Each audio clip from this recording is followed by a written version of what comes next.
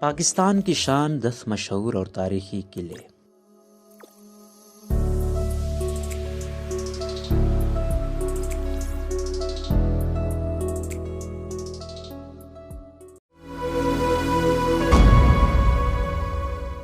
ملک محمد شاہد کے مطابق پاکستان اپنی بھرپور عسکری تاریخ کی وجہ سے مختلف علاقوں میں بے شمار قلعے رکھتا ہے۔ ان میں سے بعض قلعے دشمنوں کی الغار سے محفوظ رہنے کے لیے، جبکہ بعض قلعے بادشاہوں اور نوابوں کی رہائش گاہ کے لیے تیار کیے گئے تھے۔ پاکستان میں تمام قلعے اب عوامی تفریح مقامات بن چکے ہیں۔ یہ پرانے زمانے کے بادشاہوں کی زندگیوں کی عکاسی کرتے ہیں۔ پاکستان کے 10 اعلیٰ قلعے اپنی پورے وقار کے ساتھ تعمیراتی شاہکار کے طور پر کھڑے ہیں۔ تاریخی قلعے پاکستان کو دنیا بھر کے بہترین سیاحتی مقامات کی فہرست میں شامل کرنے میں اہم کردار ادا کرتے ہیں۔ لاہور قلعہ یا شاہی قلعہ پاکستان کا ایک قدیم قلعہ پنجاب کے مشہور تاریخی مقامات میں سے ایک ہے۔ لاہور کی مرکزی شناخت اور پاکستان کے سب سے مشہور قلعوں میں سے ایک شاہی قلعہ اپنی تعمیر اور شان و شوکت میں بے مثال ہے۔ عام طور پر اسے شاہی قلعہ کہا جاتا ہے۔ یہ مغل سلطنت کی شان و شوکت اور زوال کی ایک قابل ذکر مثال ہے۔ اگرچہ جدید قلعہ لاہور کی بنیاد مغل شہنشاہ اکبر کے دور میں 1566 عیسوی میں رکھی گئی تھی، لیکن مورخین کا دعویٰ ہے کہ اس جگہ پر اس سے 500 سال قبل ایک قلعہ بند ڈھانچہ موجود تھا۔ اکبر کی جانشینوں نے بھی اپنے دور حکومت میں قلعے میں بہت سی تبدیلیاں کی۔ ہندوستان میں مغل سلطنت کے زوال کے بعد سکھ سلطنت کے بانی مہاراجہ رنجیت سنگھ نے اس قلعے کو اپنی رہائش گاہ کے طور پر استعمال کیا۔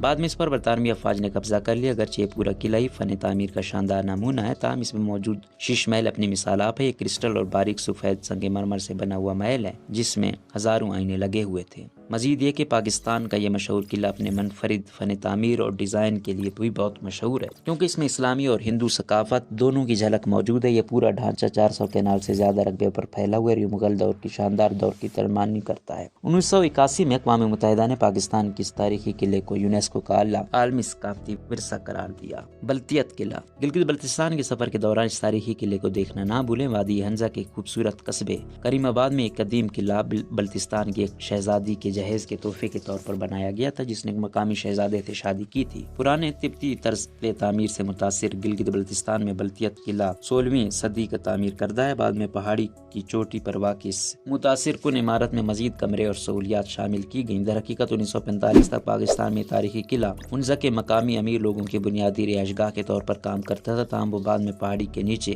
ایک اور شاندار قلعے میں چلے گئے، کیونکہ انہیں خدشہ ہوا کہ قلعہ شکستہ ہونا شروع ہو گیا ہے۔ اس کے بعد کچھ عرصے تک royal geographical society of London نے Aga Khan trust for cultural historic cities support programme کے تعاون سے پاکستان کے تاریخی قلعے کو اس کی سابقہ شان میں واپس لانے کے لیے بحال کا پروگرام شروع کیا۔ تزئین و آرائش 1996 میں مکمل ہوئی اور بلتیت ہیریٹیج ٹرسٹ کی نگرانی میں بلتیت قلعے کو ہیریٹیج میوزیم میں تبدیل کر دیا گیا۔ اب اسے پاکستان میں سیاحوں کی توجہ کا مرکز سمجھا جاتا ہے۔ روہتاس قلعہ جہلم شہر کے قریب دینا شہر میں واقع قلعہ روہتاس کا شمار پاکستان کی خوبصورت قلعوں میں ہوتا ہے۔ اسے بادشاہ شیر شاہ سوری نے 1540 سے 1547 عیسوی کے درمیان تعمیر کیا تھا۔ اس قلعے کی تعمیر کا اصل مقصد پوٹوہار کے مقامی قبائل کی طاقت کو الگ کرنا تھا، جنہیں گکڑ کہتے ہیں۔ بادشاہ قلعہ روہتاس کو جنگ میں استعمال کرنا چاہتا تھا۔ فن تعمیر کے حوالے سے قلعہ 5.2 مربع کلومیٹر رقبے کا حامل ہے، جو خوبصورت پہاڑیوں سے گھرا ہوا ہے۔ اس کے بیشتر حصوں پر پتھروں کا عمدہ کام کیا گیا ہے۔ قلعہ روہتاس کے 11 دروازے ہیں۔ اس قلعے کو جنوبی ایشیا میں فوجی قلعہ بندی کا مظہر سمجھا جاتا ہے۔ پاکستان کے اس تاریخی قلعے میں ایک وقت میں 30,000 فوجی جوان رہ سکتے ہیں۔ سوری نے اس قلعے کی تعمیر کے لیے پوٹوہار سطح مرتفع پر ایک بلند پہاڑی کا انتخاب کیا، تاکہ اس کی افواج اس علاقے میں گزرنے والے راستے پر نظر رکھ سکیں جہاں تک دفاعی میکانزم کا تعلق ہے۔ روہتاس قلعے کے چاروں طرف تقریباً 4 کلومیٹر کی مضبوط دیواریں ہیں۔ 1997 میں یونیسکو نے اس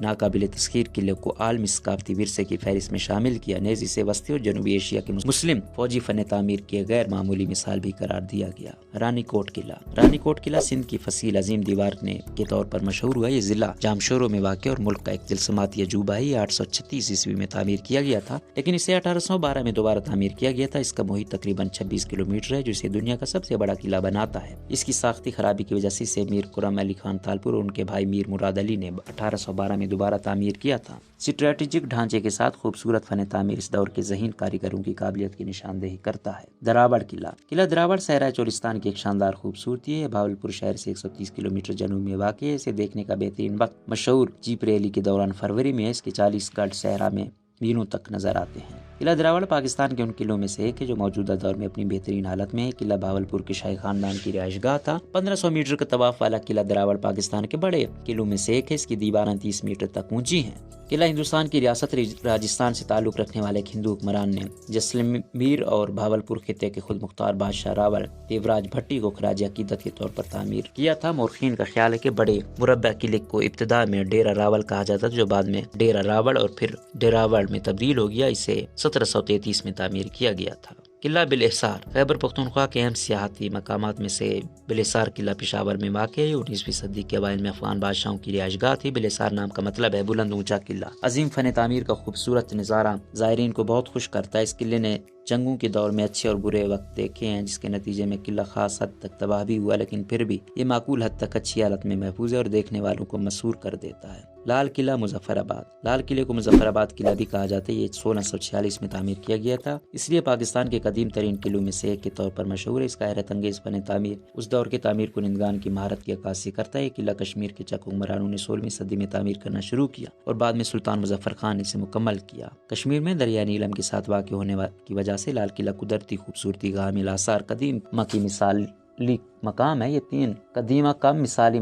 تین اطراف سے دریا نیلم کی قدرتی خوبصورتی میں گھرا ہوا ہے۔ اسکردو قلعہ۔ یہ وادی اسکردو میں واقع ہے، جو اسکردو کے بادشاہوں کے شاہی رہائش گاہ ہوا کرتی تھی۔ یہ 16ویں صدی میں تعمیر کیا گیا تھا اور اس کی اہمیت کی وجہ سے مغل بادشاہ اورنگزیب نے قلعے پر قبضہ کرنے کی کوشش کی، لیکن ناکام رہا۔ قلعہ کوئٹہ۔ صوبہ بلوچستان میں کوئٹہ کا قلعہ ایک فوجی چھاؤنی کا قلعہ ہے، جسے 19ویں صدی کے آخر میں برطانوی سلطنت نے تعمیر کیا تھا۔ اس کی تاریخی اہمیت اور بے عیب خوبصورتی سے پاکستان کے بہترین قلعوں میں سے ایک بناتی ہے۔ صادق گڑھ پیلس۔ پاکستان کی چوٹی کے قلعوں کی بات کرتے ہوئے صادق گڑھ کا خوبصورت محل بھی ذکر کرنے کا مستحق ہے۔ یہ قدیم لیکن شاندار محل ڈیرہ نواب صاحب ضلع بہاولپور میں واقع ہے۔ صادق گڑھ محل کو بہاولپور کے بادشاہ نواب صادق محمد خان نے 1882 میں بنایا تھا۔ انجینئروں نے 10 سال کے عرصے میں بہاولپور کا ایک خوبصورت شاہکار تعمیر کیا۔ اس کے مرکز میں موجود خوبصورت گنبد اس کی خوبصورتی اور عظمت کو چار چاند لگاتا ہے۔ سرسبز لان اور ایک بڑی دیوار صادق گڑھ محل کو گھیرے ہوئے ہے۔ روزنامہ قدرت کی ویڈیو دیکھنے کے لیے ابھی YouTube چینل پر سبسکرائب کریں اور بیل آئیکن پر بھی کلک کریں۔